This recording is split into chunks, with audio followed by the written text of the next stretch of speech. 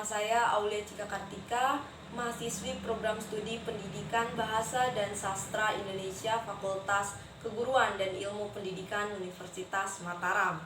Pada kesempatan kali ini saya akan memaparkan bagaimana kondisi sosial masyarakat yang ada di sekitar saya. Seperti yang kita ketahui, sebelum memasuki era pandemi atau COVID-19, kita sudah berada di era digital, di mana informasi dapat diakses dimanapun dan dalam bentuk informasi apapun. Oleh sebab itu, pada saat era pandemi ini, bukan hanya faktor ekonomi yang mengalami perubahan, tetapi banyak juga perilaku sosial dari masyarakat yang berubah. Salah satu yang paling disoroti yaitu terjadinya peningkatan atau terjadinya revolusi informasi di masyarakat yang berada di sekitar saya. Revolusi informasi yang seperti apa? Yaitu revolusi informasi di mana dari revolusi informasi ini terdapat dampak negatif yang ditimbulkan oleh masyarakat. Mengapa dampak negatif ini dapat timbul? Hal ini dikarenakan minimnya pengetahuan masyarakat mengenai mana informasi yang bersifat privat dan mana informasi yang bersifat umum atau dapat dibagikan. Seperti yang kita ketahui bahwa jika dulu informasi kita akses dengan face to face atau informasi akan didapat apabila seseorang berkomunikasi dengan seseorang secara langsung. Tetapi pada sekarang ini informasi dapat dijangkau dengan cara one click away atau satu pencetan saja kita dapat mengakses informasi apapun dan dari manapun. Tetapi di era pandemi ini dampak negatif dari revolusi informasi sangat terlihat, di mana banyak orang yang menyalahgunakan revolusi informasi. Contohnya, mereka mengunggah informasi pribadi dengan iming-iming untuk mendapatkan uang dan untuk mendapatkan perhatian dari masyarakat umum tanpa memikirkan bagaimana konsekuensi dari tindakan yang dilakukan di masa depan. Oleh sebab itu, banyak sekali yang menyatakan bahwa masyarakat Indonesia atau masyarakat di sekitar saya khususnya apabila saya memperhatikan bahwa membutuhkan sekali penahanan diri atau kesadaran dalam diri terhadap informasi yang diterima, atau lebih tepatnya masyarakat harus mengetahui dan menimbang informasi yang diterima apakah sesuai, apakah bersifat positif atau bahkan bersifat negatif. Baik, selanjutnya saya akan memaparkan mengenai teori yang disampaikan oleh Max Weber berupa teori tindakan sosial.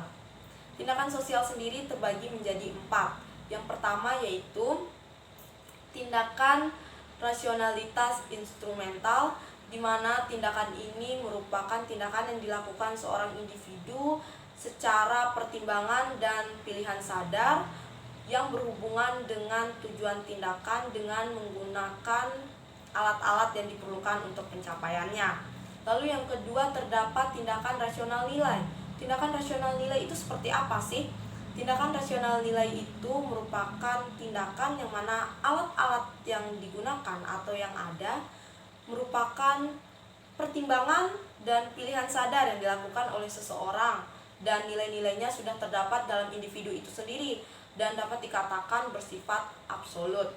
Lalu yang ketiga terdapat tindakan afektif, atau tindakan afektif ini dapat dikatakan sebagai tindakan yang didasarkan pada emosi.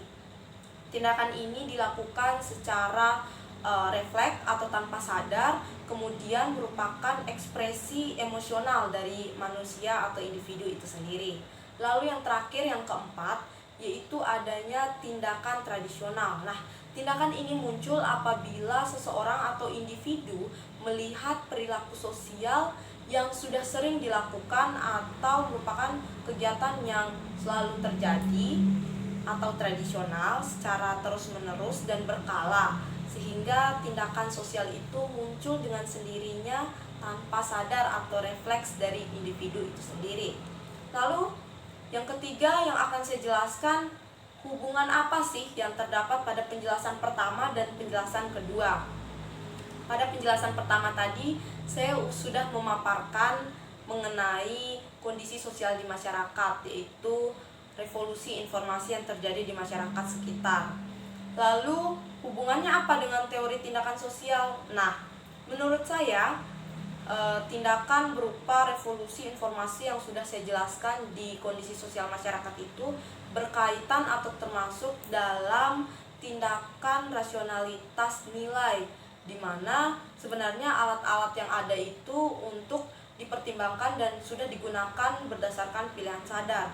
Namun, nilai-nilai dalam individu itu sendiri yang bersifat absolut tidak digunakan, seperti yang seharusnya revolusi informasi tersebut menjadi bersifat positif bagi masyarakat, tetapi malah bersifat atau berdampak negatif dan digunakan untuk mengakses atau mengundang informasi yang negatif. Begitu. Oleh sebab itu, saya mengatakan bahwa pemaparan saya yang pertama mengenai kondisi sosial masyarakat dengan teori berhubungan dengan teori tindakan sosial yang khususnya tindakan rasionalitas nilai. Sekian penjelasan saya pada kali ini. Terima kasih atas waktunya. Wassalamualaikum warahmatullahi wabarakatuh.